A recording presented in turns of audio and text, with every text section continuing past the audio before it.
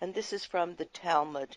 And another quote is, "What you think you become, what you feel you attract, what you imagine you create." And these quotes seem so simple, but for many are hard to appreciate and implement into their daily life so they can make living and loving easier. So tell us how to begin to make work and home life more productive and really simply more fun. Yeah, yeah, Simply absolutely more more fun. I mean, fun.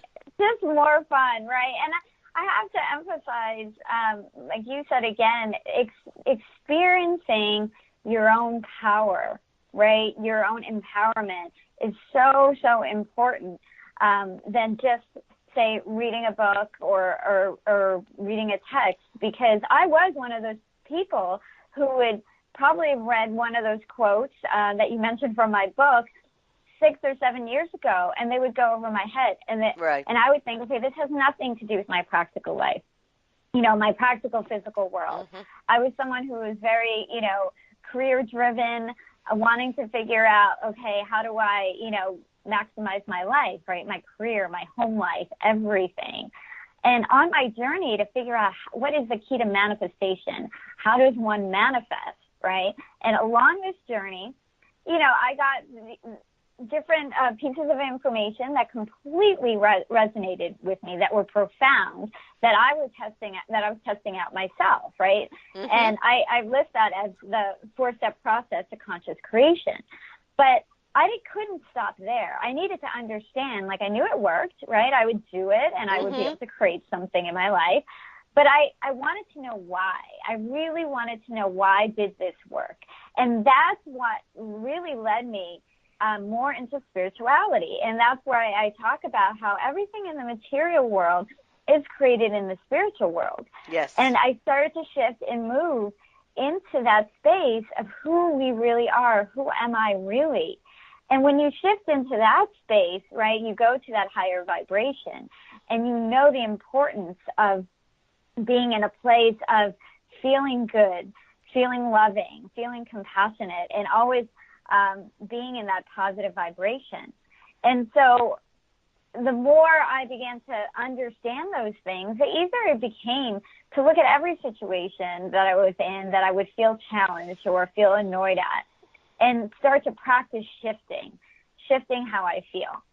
So when you ask about, like, what are some things that people can do immediately to get to a better place, right? I would say first, the foundation is to become aware of what you're thinking, how you're feeling. Yes.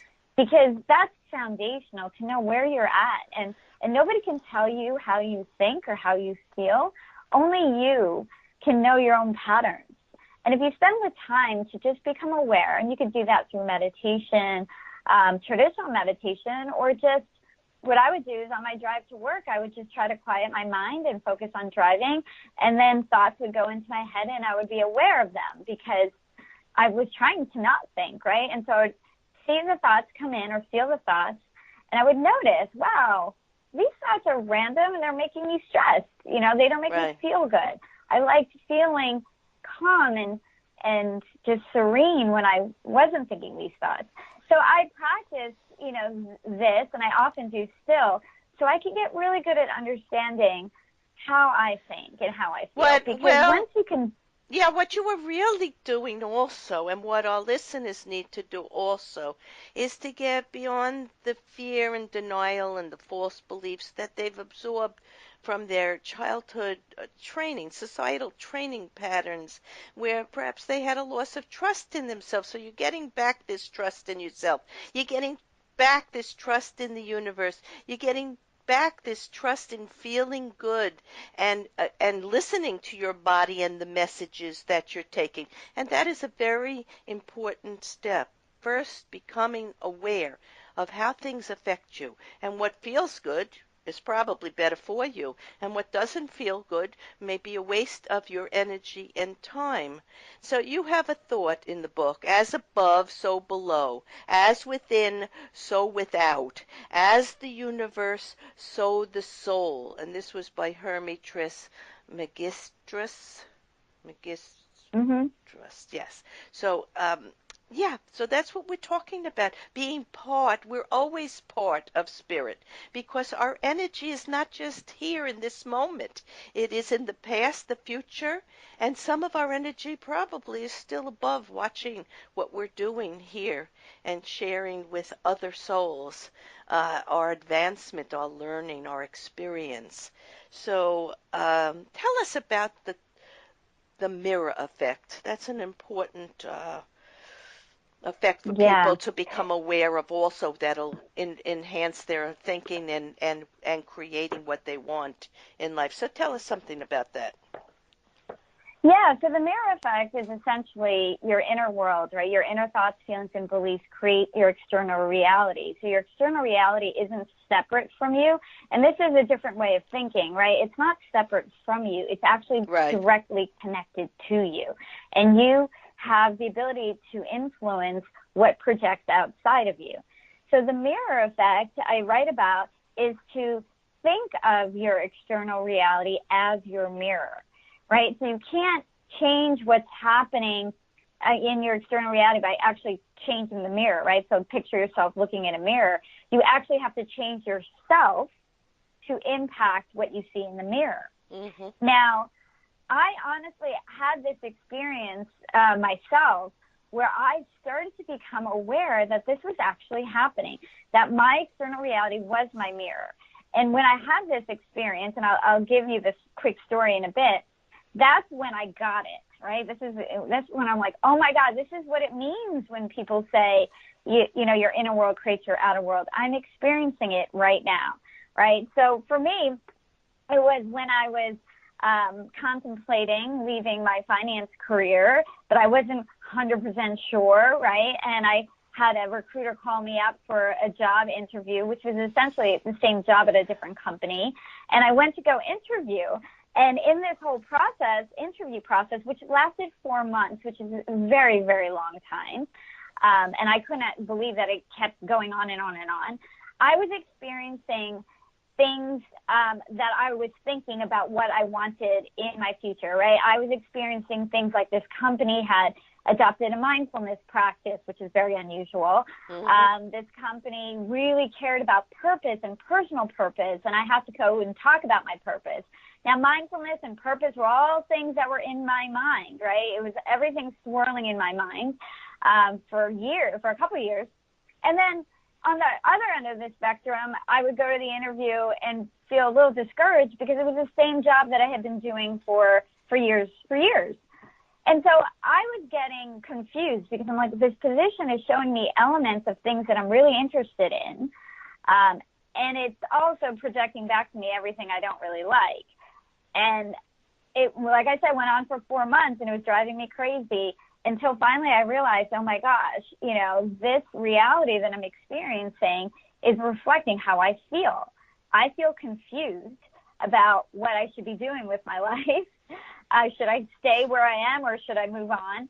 And this reality that I'm experiencing is giving me that confusion.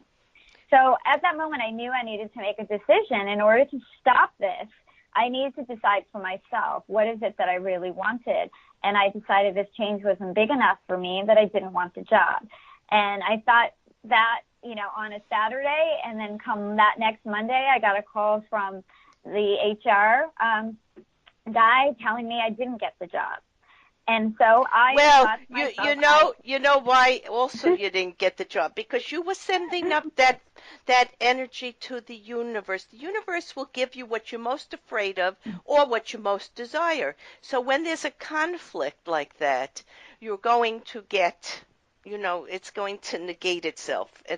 So you couldn't have the job because you really weren't sure about it, and so it wasn't going to come to pass. But when your core being knows the circumstance of an event or change is really an opportunity or a catalyst for positive change you desire, you're probably going to be using inner guidance, right? And a little more yeah, effectively. So there's more power in knowing that you create your reality, and there's less suffering because nothing outside of yourself is really to blame, right? It was nobody's fault that Yeah, you didn't get, yeah, it wasn't right for you. So I always tell people, if something doesn't happen, it's just not the right moment in time or the right experience for you, and be grateful for it because it will save you time and suffering. And that's really what we want to do. Learn to accept, allow, and surrender to parts of our life because we are being guided by those above and also expressing from, I think, a life plan that we were born with and that we remember at different points in our life uh, to create the life we came here to do and to learn what our soul came here to learn. And we're not doing this randomly. All the people that are coming into our life are coming in for reasons to alert us to remember something. And that's what you were doing at yeah, the time of dealing with that choice, trying to remember what it was that you really were born to do and wanted to do and needed to do. And it's not in the form of a job necessarily, right? It's in the right. form of Yeah, knowing who you are and just being who you are. So, what would you like readers to take away with them after reading Your Hidden Light? yeah. After reading Your Hidden Light, I want readers to really take away, um, you know, any piece of information that really can resonate with them, that would empower them to know that they can follow their heart, right? And Yes. this book really is about, you know, giving very prescriptive steps along with, you know, wisdom that's been around forever. Hmm. And it's all for your benefit. It's all to empower you to know that you can trust your heart. You can take that risk, do something, say something, or do what you want to in this world. Because you will be supported, like you said, you will be supported because what that feeling that lies in your heart is your higher self telling you what you're supposed to be doing in this lifetime and trusting that. Yes, absolutely. So I want to thank you, Raana Zia, author of Your Hidden Light, for your honest and truthful approach to discussing conscious creation, which moves us past unconscious thinking and ego-based fear constraints so we may know ourselves as spiritual beings who have an infinite abundant source of intelligence and wisdom within. And when we access this and appreciate this wisdom, it helps us to create wonderful lives of our own making. For more information and to purchase this book, go to yourhiddenlight.com. In summarizing today's episode of Healing from Within, we have discussed how to reclaim and remember much of who we are and have always been as part of a unified universe of infinite energy and potential, and as spiritual beings also having a physical or ego-based human life designed perhaps to move us beyond only sensory experiences to discover the intuitive wisdom within that helps us to make choices. Our thoughts and actions determine how it all goes, and being observant of all our needs, our soul efforts will lead us forward, past fear, denial, blame, and any other negative emotion that thwarts our progress and our spiritual and physical growth. The choice is really always ours. Rana wrote, "Human beings are dual in nature. We have good parts of us and bad parts of us. We are both positive and negative. Every atom that makes up our body has both a positive and negative charge. We cannot deny our duality as it is part of our nature and part of the world we live in. Without having both positive and negative sides to us, we would not be able to recognize and experience positive and negative outside of us. Without our dual nature, we could never really know who we truly are.